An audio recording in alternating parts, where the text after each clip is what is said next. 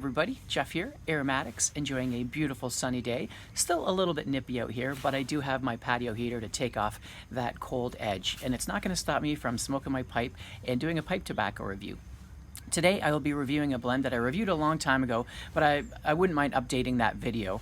And also I was asked by a fine fellow named Max Media if I could review either this particular blend or 965, my mixture, or plum pudding. Now I don't have those two at the moment. Maybe I'll get a sample at some time and then I will review them because I would like to try definitely plum pudding.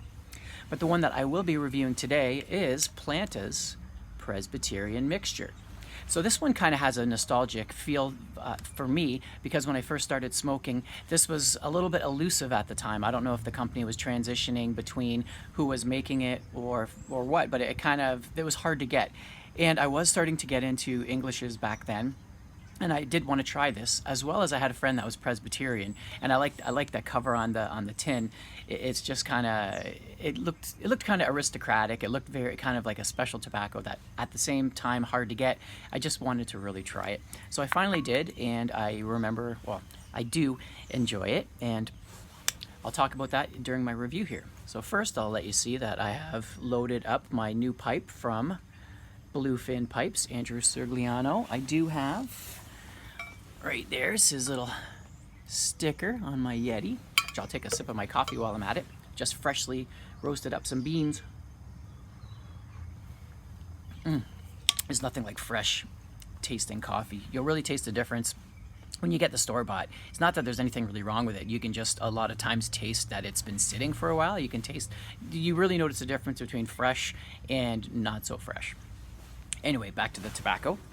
So let's get a little sniff, shall we? I don't remember if I said what was in it. It's some Virginias, a mix of Virginias. I'm not sure if it's red and bright. It tastes like mostly bright to me, as well as some Macedonian Oriental and some Latakia tips.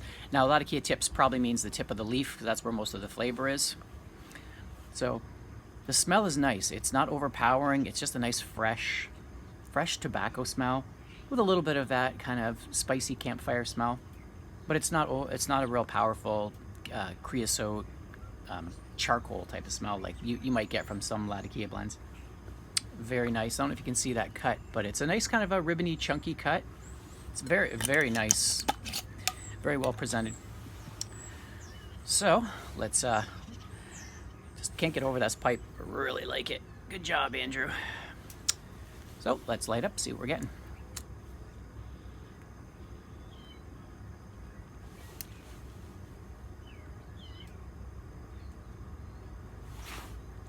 So, creamy. It's one of the first superlatives. Superlative or adjective? What would you call that? Descriptor would be creamy. A little bit bready. Not quite the same kind of breadiness that you'd get from, say, Special Latakia Flake by Germain's, but close, similar to that. Although that tobacco, the Latakia, is a lot more unique than this. This is your typical Latakia, but it's very, very lightly added. But it's definitely there. I remember there was a controversy at one time whether or not they had Latakia in this. There's definitely Latakia. At first, it might not be super evident, but you'll get hits of that kind of bitterness, that creosote taste. That's just it can only be Latakia. But this has probably been aged for a couple years, so when it's fresh, you can kind of taste a little bit. The Virginias are a little bit more grassy and hay and stand out a little bit, and you can taste the Orientals. But right now, it's really well blended. It's just mostly a creamy, bready, slightly campfire smoky.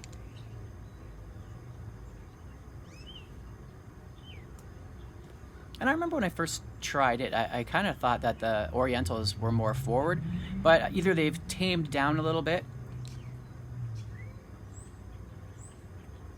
but it's not super Oriental forward. It's very well blended. It's just a good middle of the road tobacco. If you're looking for something as a beginner, like you want to step into the world of Latakia, English blends. You couldn't go wrong trying this. It's just no tongue bite. It's really smooth. It's refined.